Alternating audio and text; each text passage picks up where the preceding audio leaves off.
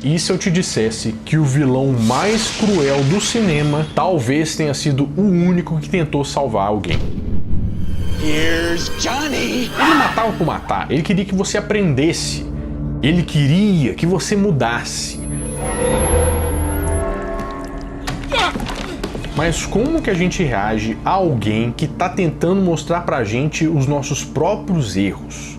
Talvez é muito mais fácil a gente chamar ele de monstro.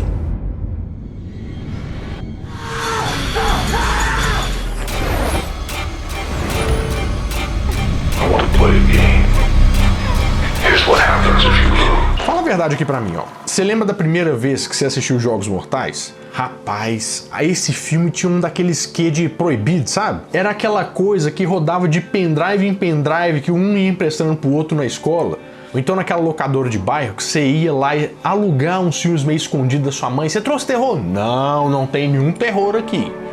Mas eu não entendo esse filme como só um filme. Ele era mais um evento. Era quase um rito de passagem para adolescente. E o pior, ou o melhor, né, dependendo de como é que você encara essa situação, é que ninguém tava te preparando para aquele final. Aquela cena,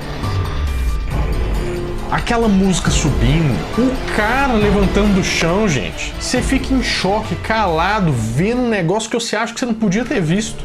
Key to that chain is in the bathtub. Mais um, né? E vou te falar que aquilo ali mudou uma coisa dentro da sua cabeça. Porque você sai do filme pensando assim, fala assim, uai, mas o cara ele não matou ninguém no filme? Tipo, ele só colocou a pessoa ali e deu pra ela uma escolha? Pra muita gente, esse foi o primeiro plot twist, aquela mudança de quebrar a cabeça mesmo da vida. Antes de Christopher Nolan, esses nomes aí, Dark do Netflix, foi Jogos Mortais que deu o primeiro nó na mente do povo. E tudo isso no meio dos anos 2000, onde a internet era discada, o MSN fazia aquele barulhinho de porta abrindo, e tinha fórum de filmes de terror onde o pessoal descobria os filmes que eles podiam ver. Um filme que nem tinha chegado no Brasil, né? Era tipo uma internet secreta do medo, né? Era um outro mundo, um tempo que parece que não volta mais. Um tempo onde o terror ainda era muito analógico, mas a ideia por trás dele já era moderna demais.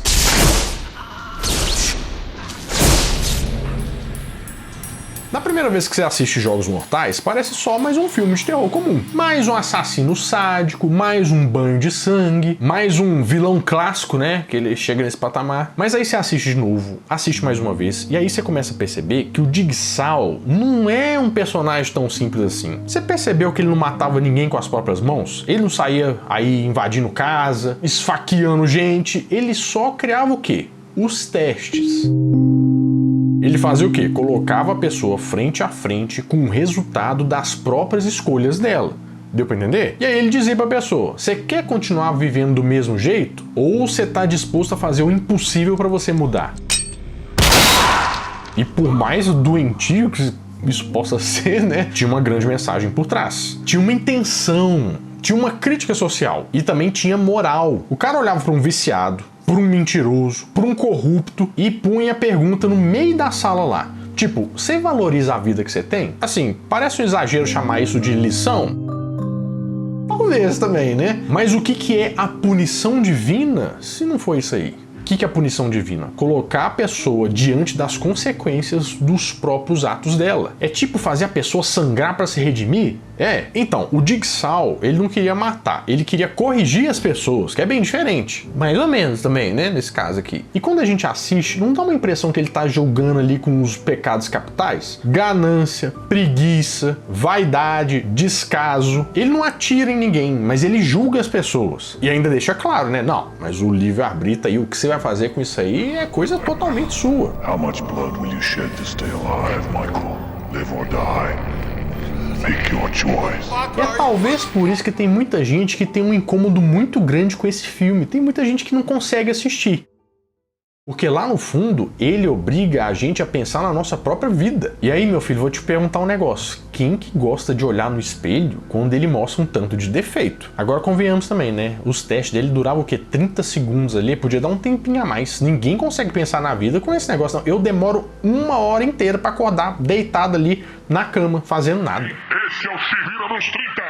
Mas quanto mais você mergulha na história do Jigsaw, mais você percebe uma coisa bem curiosa. Ele nunca escolhia a pessoa que era como se fosse um vilão de filme, sabe? Não era um serial killer, não era um psicopata de máscara, não era um ditador sanguinário. Ele escolhia gente comum, né? Tipo, gente que errou alguma coisa. Um médico que adulterou um exame, uma pessoa que fingiu estar doente para receber uma vantagem, um cara que fazia corpo mole na própria vida, ou que só ignorava todo mundo. Se você parar pra pensar, são uns erros pequenos, né?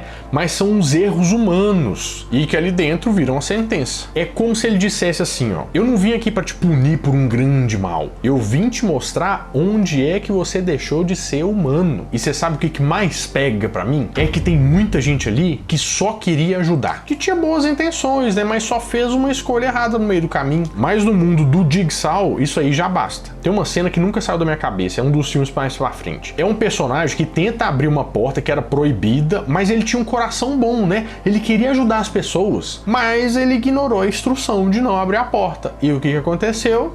Todo mundo morreu. É como se o filme gritasse pra você, ó: não adianta você ter belas intenções se você não entende o momento de você parar. Instead of saving Detective Matthews, you cost him his life. You failed your final test. E aí que você começa a pensar, quantas vezes a gente já se meteu nos lugares que ninguém chamou a gente. E aqui a gente acha que tá ajudando, mas a gente só atrapalha. Eu entrei na crise existencial depois de ver esse filme triste. E olha só, talvez a maior provocação que esse filme tenha é que ele não fala de monstros, ele fala de nós. A essa altura agora na franquia, que já avançou bastante, o Jigsaw, ele não é mais só um personagem, ele é mais um símbolo. Ele vira uma ideia, tipo assim, um conceito que sobrevive mesmo depois da morte dele, certo? Porque, tecnicamente, o personagem dele morre cedo, mas o legado dele continua. Nos aprendizes dele, nas cartas que ele deixa, nas armadilhas que ele vê como obras de arte, criações. The games have just begun. E se você for mais fundo ainda, você consegue chamar esse cara meio que de um messias da moral distorcida. Fui fundo demais? Não, calma, eu vou te explicar por quê. Olha só, ele é alguém que passou por um trauma terrível, né? Perdeu o filho dele. Tentou ajudar os outros, criando uma clínica de reabilitação, e quando o sistema falhou com ele meio que vira o próprio sistema. Mas só que não como justiceiro, ele não tá querendo vingança, não. Ele quer uma transformação. Ele quer o quê? Que as pessoas aprendam. E o mais doido disso tudo é que ele ainda acredita no ser humano, por mais que ele pareça ser um monstro, né? O Jigsaw acredita que se o ser humano se confrontar com a verdade, ele pode aprender e ele pode mudar. Você deve estar achando que eu sou meio doido, porque é meio estranho dizer isso mesmo. Mas, ó, você quer fazer o teste? Vai assistindo filme por filme da franquia. E você percebe que o Jigsaw, durante todos os filmes, é a única pessoa que realmente crê na humanidade. E é por isso que ele é tão marcante. É por isso que ele sobreviveu a uma franquia com 10 filmes. E é por isso que ele continua na cabeça da gente até hoje. Porque, no final das contas, ele é o vilão que mais parece gente. By hearing this tape, some will assume that this is over, but I am still among you.